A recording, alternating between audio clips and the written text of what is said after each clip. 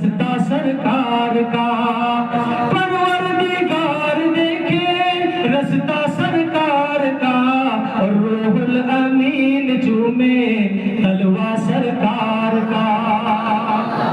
اور شیخ خاص کہ مزمل مدثر ہے رتبہ سرکار کا، مزمل مدثر ہے رتبہ سرکار کا، ہاں مزمل مدثر ہے رتبہ سرکار کا۔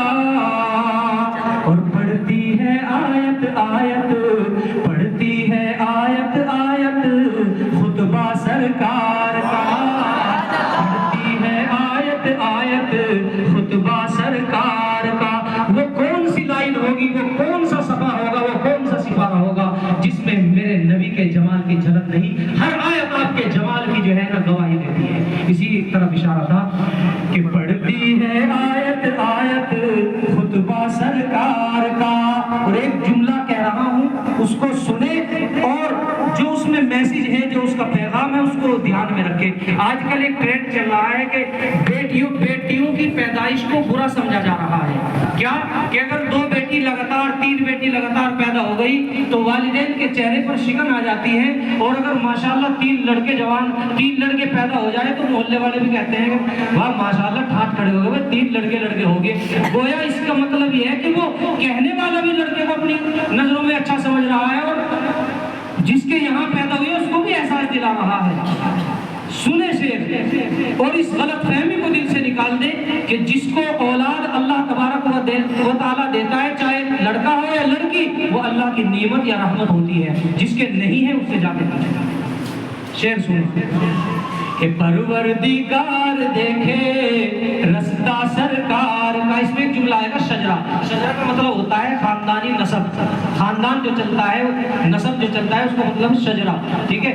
کہ پروردگار دیکھے رستہ سرکار کا، ہرگز نہ بیٹیوں کو، ہرگز نہ بیٹیوں کو سمجھو حقیر تم، حقیر مطلب چھوٹا، ہرگز نہ بیٹیوں کو سمجھو حقیر تم۔ شعر کی بات کرنا سبحان اللہ سے۔ ہرگز نہ بیٹیوں کو سمجھو حقیر تم، اور بنتا ہے بیٹیوں سے سجرا سرکار کا،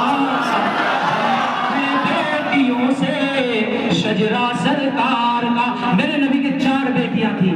اگر بیٹیاں پیدا ہونا انسان کے ہاتھ میں ہوتی تو اللہ کے نبی صلی اللہ علیہ وسلم اپنے یہاں اللہ سے گزارش کر کے یا جو بھی کرتے لڑکے بھی پیدا کرا لیتے۔ جی 2 بیٹے پیدا ہوئے، اللہ کو منظور نہیں تھا، جو بھی مصلیحت تھی ہے۔ بتانا یہ چاہتا ہوں کہ کسی کے یہاں کوئی بھی پیدا ہو تو اپنے آپ کو خوش نصیب سمجھے کہ اللہ نے اولاد کی نعمت سے اس کو مالا مال کیا ہے۔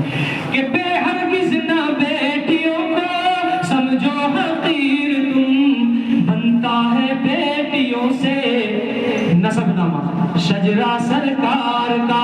اور یہ جو آخری جملہ ہے نا شعر، یہ ایک قسم کا دعائیہ ہے جو میں اپنی طرف بیان کر رہا ہوں، گویا آپ کی سب کی طرف ہے۔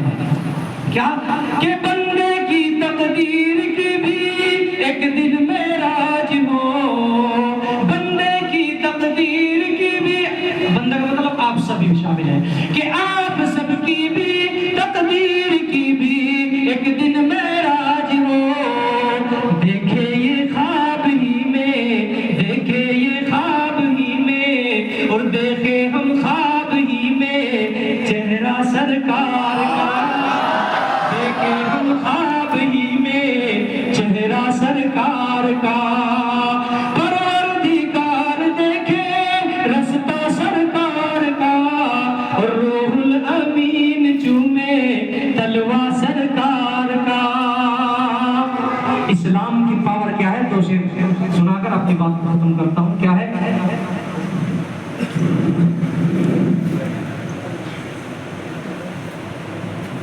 کفر کھائی میں گرا اسلام پر آ گیا، اسلام پر آ گیا۔